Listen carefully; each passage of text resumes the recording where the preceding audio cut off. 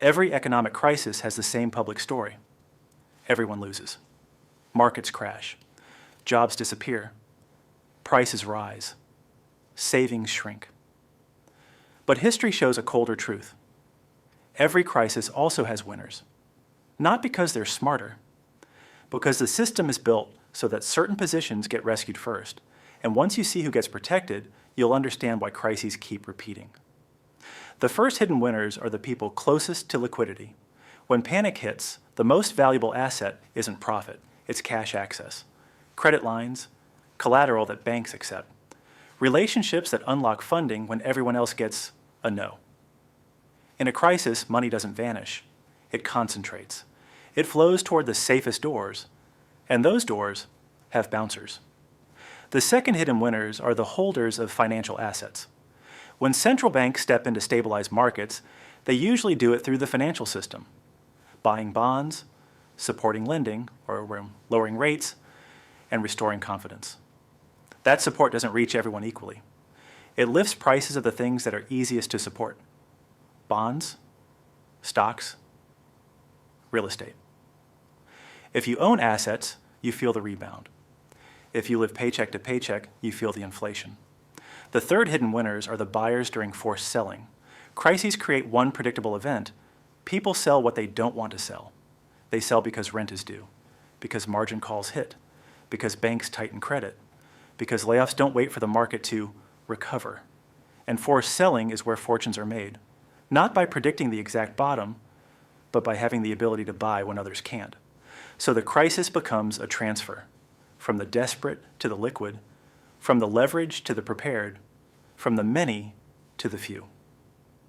And here's the uncomfortable part. This isn't new. It happened in bank panics a century ago. It happened in 2008. It happens in emerging market crashes, different decade, same mechanism. Because crises don't just reveal weakness, they reset ownership. That's why the winners often look calm. They're not calm because they're brave. They're calm because the rules protect their position. Now let's name the real machine behind the winners. When times are good, profits are private. When times are bad, stability becomes public. That doesn't mean a conspiracy. It means incentives. Leverage is rewarded on the way up. Risk looks intelligent in a boom. And when the crash comes, leaders face a brutal choice. Let the system cleanse itself, or prevent collapse by backstopping the biggest dominoes. Most choose the backstop, because if the plumbing breaks, everyone suffers. So the first rescue is rarely people.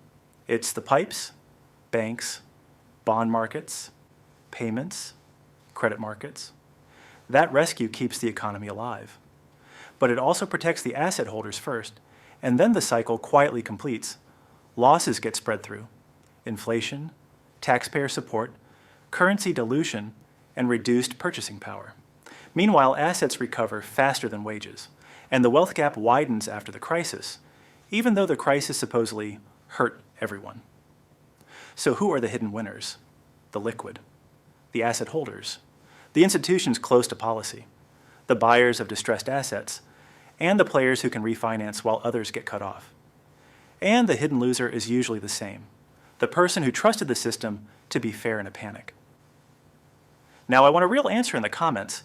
In your opinion, what creates crisis winners more, bailouts, inflation, or forced selling?